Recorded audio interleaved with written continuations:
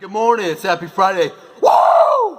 That means it's almost the weekend. Congrats. Okay, so what's the assignment you're supposed to turn in? Think about it. Think about it. Okay, it's by a guy named Thomas More, right? Famous guy during the time of the Renaissance. Famous for several publishings of literature. Speaking of literature, Mr. McNair just wants to touch on a couple other people who are, putting out great literature during this time. There's a whole plethora of people, tons of people for you to check out.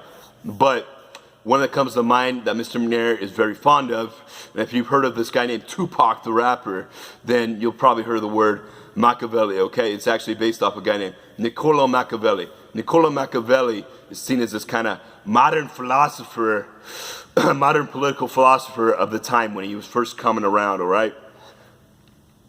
So I think it'd be really interesting if you were to have a debate with another famous philosopher back in the day, obviously from different time periods, but Karl Marx. Karl Marx, known for his Communist Manifesto. If you don't know who Karl Marx is, just know that he is the guy, Communist Manifesto. You will hear this throughout all your history classes, okay? You're gonna be like, who's Karl Marx? You say Communist Manifesto, and more than likely you'll get the answer right, okay? He seems like the father of communism and socialism, okay? So I think it'd be really cool if Niccolo Machiavelli and him were to debate it out, okay? But regarding Niccolo Machiavelli, there's two famous works that you should probably know about him. The Prince, I believe that came out in 1534 or 32, don't quote me on that.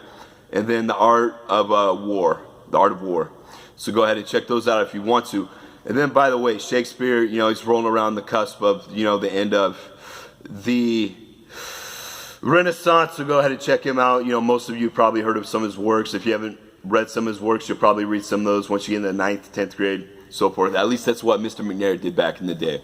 Okay, so, regarding, older literature, you should probably check it out. Some of those are pretty interesting reads, and if you read them, then it'll help you out down the road in your education, all right? So anyways, Mr. McNair, he has a whole bunch of ancient or older literature on his phone that he's got downloaded in PDF forms. So you can find pretty much any of these books or writings in PDF form.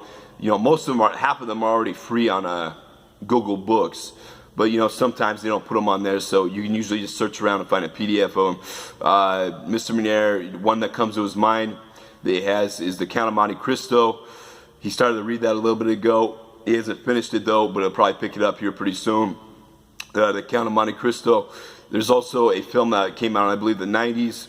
It's got that guy named Henry Cavill, the Superman guy, the Man of Steel. He's in it, he plays it. I think he's only like 14, 15 years old at the time. So that's probably someone that you guys would know. Other than that, I'm just kind of, rambling on at the moment. So you know exactly how I'm going to end this video. So, carpe diem. Woo!